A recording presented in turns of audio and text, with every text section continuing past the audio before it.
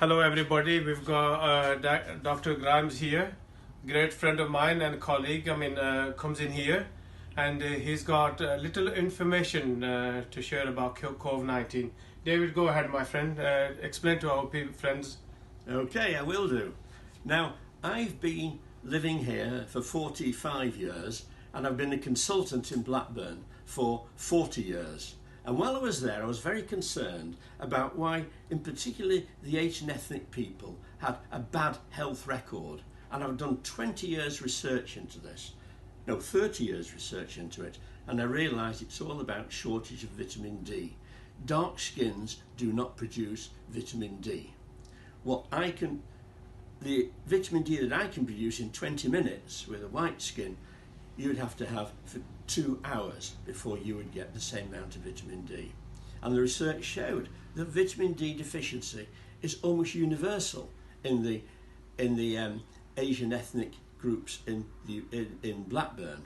Now, so it comes into COVID-19, and we suddenly find out that the BAME people, the Black, African and Asian minority groups, have got about 3 or 4 times the incidence of death from COVID-19. Now, getting COVID-19 doesn't really matter. What matters is that you get seriously ill for it, you need intensive care, and worst of all, that you die from it. There have been studies from India, from the Philippines and Indonesia. These are preliminary reports that have shown that people with low levels of vitamin D are dying, and people with high vitamin D levels in the blood are not dying. They just get mild disease.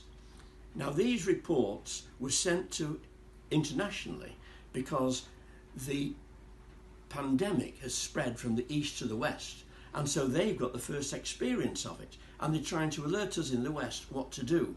And what to do is make sure that we all have good levels of vitamin D.